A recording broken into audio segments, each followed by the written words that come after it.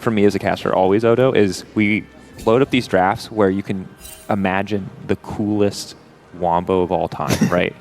And then it's like, yeah, does that sound exciting? Well, now for 8 minutes, we're just going to wait for them to level up. Hey, but maybe we get a fist fight. I mean, you said you didn't know if there was going to be enough prio for them to just invade and go, but they're not even waiting for prio. They just got a cheeky level 1 here to come in and contest the Raptors, a little Nocturne classic. Aren't you happy that the Shen spun the wheel and then he figured out that the best play for him would be to just go with jungle and just abandon bot lane? Because that's what he did pretty much. Someone has to be abandoned, Odo. Those are the rules. Supports can't go bot. This is an honest game. 1v1 in every lane and 2 junglers. But look at the Rail. Rail right now is... Mickey and Yoppa committing their time. Try to salvage the scenario. Now, slow Q on the move first, but he's down a level to Poby. Red buff, remember, is the big objectives. Kills would be nice, but it could be a bit of an afterthought. Slow Q dash back, crash down coming in from Mickey. A strong start. Pair's getting lower and lower, and Yoppa remains untouched, but a flash out, and it's going to be first blood for the side of Navi. Finding the initial kill as Yoppa's holding on for dear life, but Poby grabs another. It's an absolute catastrophe. Reledge with 2. Slow Q nowhere to go. SK, that is not what you wanted. Absolute disaster on the side of SK. To be honest, walking into this, I feel like it was the only way for them to be winning because the champions are strong right now. But look at Paros. They're just splitting this fight so well because Yoppa on the side doesn't really get to hit a lot. And now all of this fight, anytime you're on the side of Navi and you say, okay, that's enough, I want to get out of here, you're in your jungle, you can easily flash into Fog of War, and on the side of SK, you are forced to commit here because you do that. Yeah, normally we would see, look, reset, put your bottom lane up here.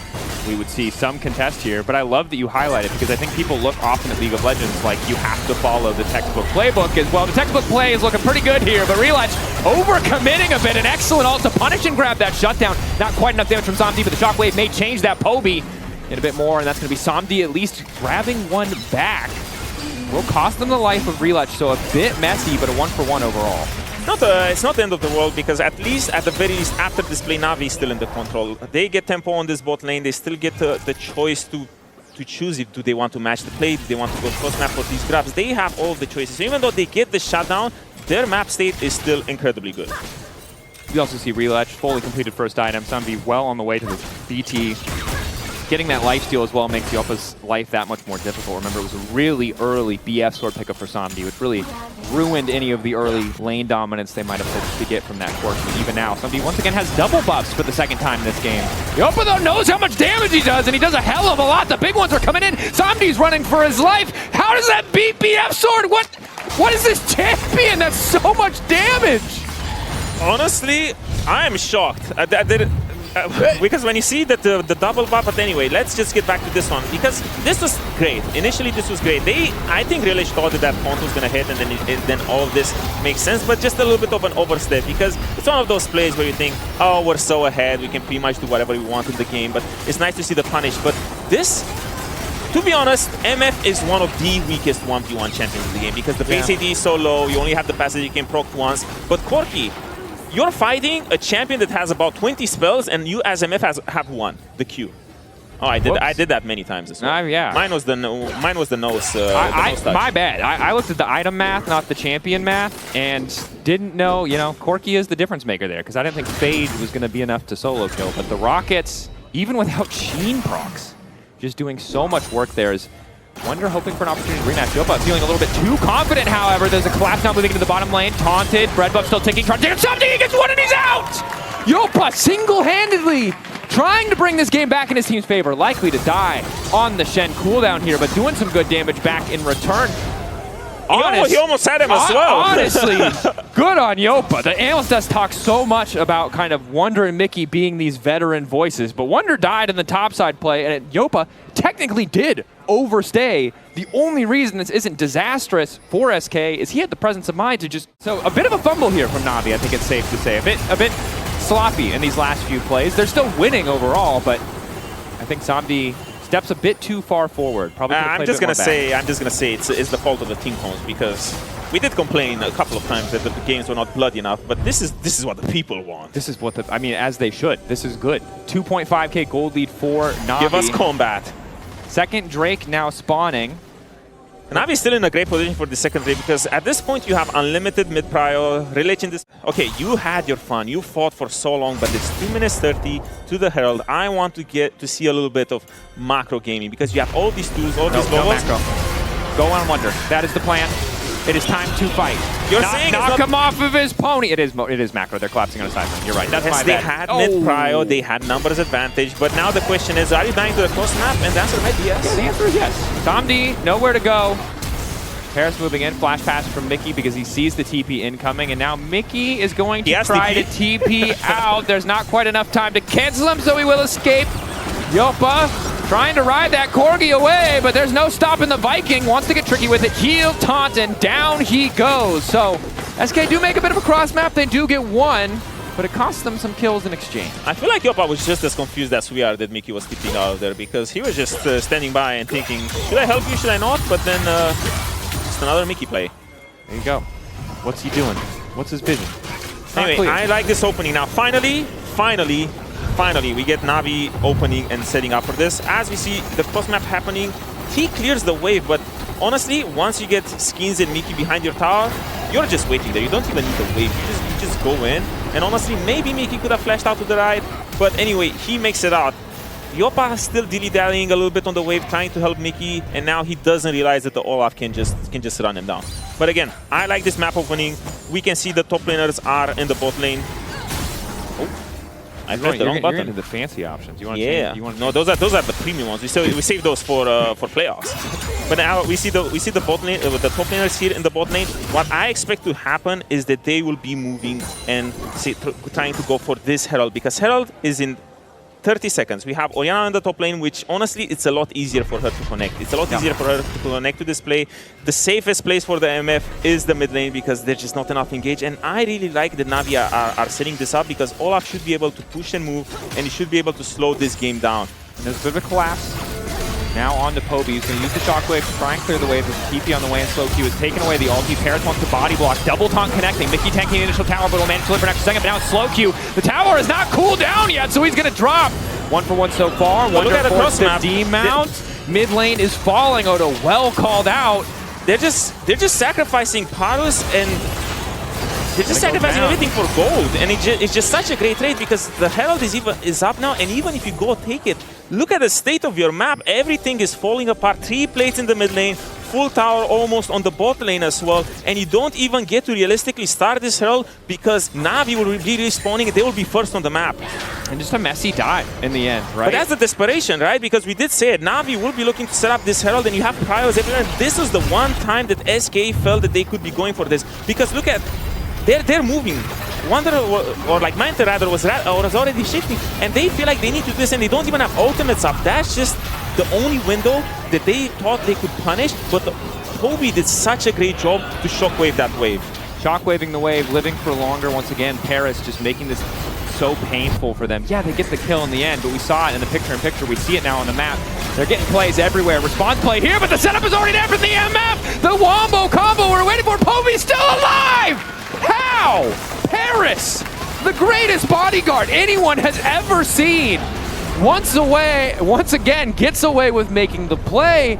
And SK, they've gone from desperation plays to no plays at all. More plates going in the favor of Navi. The buffet of this game 1 continuing. A 5,000 gold lead, Odo. That is painful, and the play isn't even bad because again, you're finding all these small windows where Poby is here 1v2. He doesn't have the support yet, but the fact that he can survive this long is just insane because after this point, I feel like Navi just has full control over the game. Building this gold lead and really showing how desperate SK can be to try to come back in this game, punishing just about every scenario. The only glimmer of hope, Odo, the only isolated glimmer was the random bot lane solo kill for Yappa. Otherwise, it feels like Navi have just always been getting the better of SK. Hey, we have seen Corki's go absolutely ballistic, but yes, Navi's getting the better of SK because I felt like even though the oopsies were there, the fact that they were just transferring pressure so well in between lanes just gave me...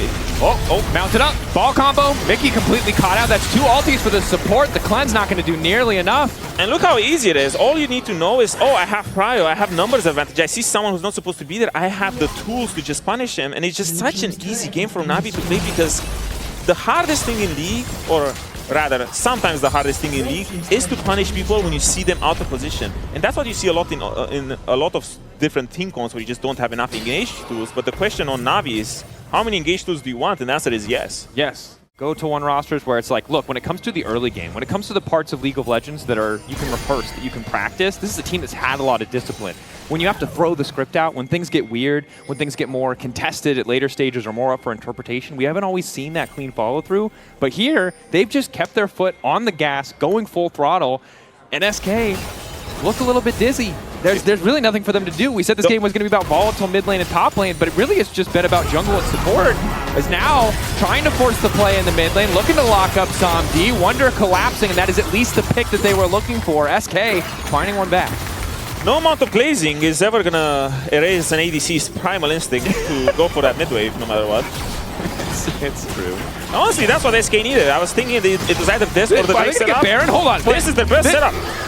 This is the angle. They have the man advantage. But the problem is that you need to engage on 4 bruisers. Even if you find an engage with Vi, there is just no one to kill. You already killed the one person you wanted to kill. Who are you going to choose in this next fight? 9 seconds on Silassault. Can't take away Nocturne's ulti again, but we could get something else here. They're slowly burning this down. Do they want to 50-50? Might be the Do best they want to gamble? It looks like the answer is absolutely. It's going to be the 50-50. Mickey takes it in the end. Shockwave from Poby is good. SK getting throttled in the fight, but at least they secure the Baron as Wonder is running for the hills. But is this Baron going to be enough? Because we have the Drake in 40 seconds. Even though this is, sure, you stole the inevitable, but right now you traded that for a worse position on Drake. And as the fight starts, NAVI has to go in here, but again, they try to send it on the Corki, but it just doesn't work. And now there's just mosh pit in the Baron pit. Mickey gets it with the unsealed spell group. Slowq ended up dying here, which is probably going to end up being detrimental for this setup for the Drake Soul.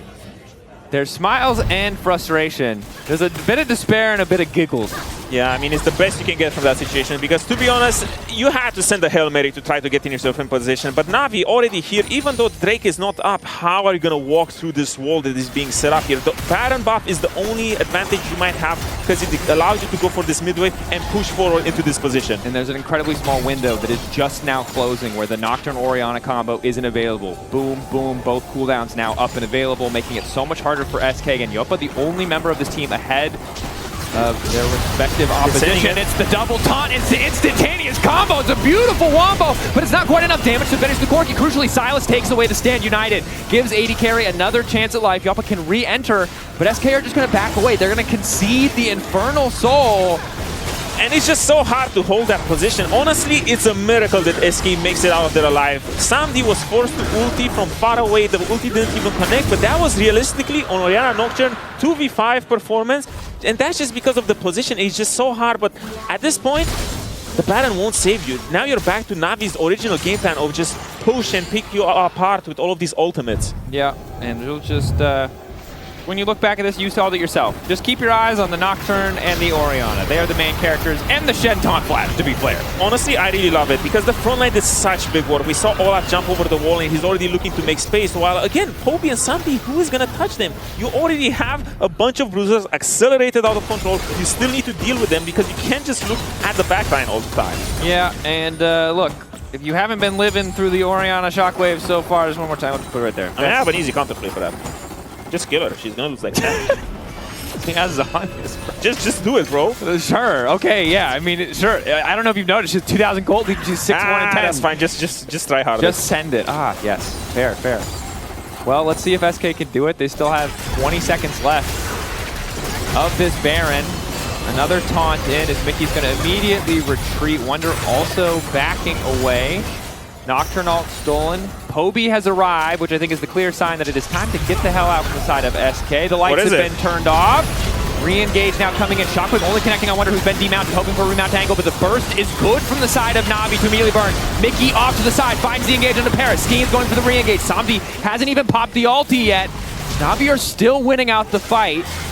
Just so hard to find anyone on the side of SK to pick. Slowq down. And Navi are they're just slamming them. Once again, this Silas pick does absolutely nothing. And Odo, the Orianna Nocturne looks good, but I got to give credit to Paris in this one. 3, 3, and 16.